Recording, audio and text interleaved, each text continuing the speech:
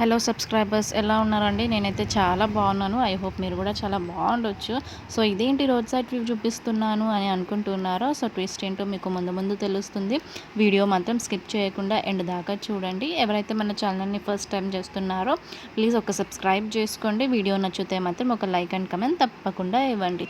So ఇక్కడైతే వచ్చేసామండి. Decoration మాత్రం చాలా బాగుంది. చాలా జనాలు ఉన్నారు ఇక్కడైతే.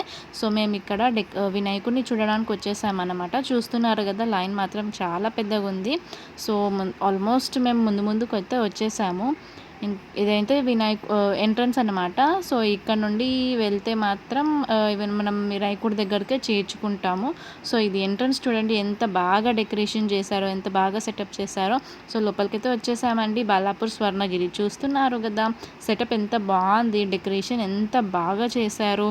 సో ఎగ్జాక్ట్గా స్వర్ణగిరిలో ఎలా ఉందో ఇక్కడ కూడా అలాగే స్వర్ణగిరి సెటప్ చేశారనమాట వినాయకుడి దగ్గర. సో చూస్తున్నారు కదా, నీళ్ళ మధ్యలో పడుకున్న స్వామివారు ఎంత బాగున్నారో. సో స్వర్ణగిరిలో ఎలా చేశారో అలాగే ఉందన్నమాట. సో ఎవరైతే స్వర్ణగిరికి రీచ్ అవ్వలేదో తప్పకుండా ఈ బాలాపూర్ గణేష్ మాత్రం చూడడానికి రండి. సో ఆల్మోస్ట్ నేను చాలా ప్రిఫర్ చేస్తాను. ఇదండి ఎంట్రన్స్ అనమాట. సో ఇక్కడ నుండి మనం లోపలికి వెళ్తే మాత్రం వినాయకుడి దగ్గరికి చేసుకుంటాము. సో ఆల్మోస్ట్ మేమైతే దగ్గరకు వచ్చేసామండి.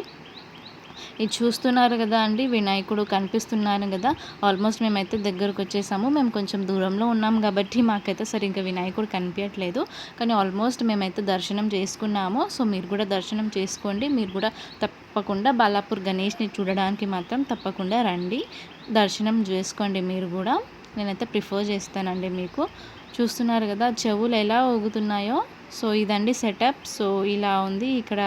ఈ సెటప్ లోపల ఎంత బాగా డెకరేషన్ చేసి వినాయకుడిని కూర్చోపెట్టారో చూడండి. సో వీడియో నచ్చితే మాత్రం ఒక లైక్ అండ్ సబ్స్క్రైబ్ తప్పకుండా.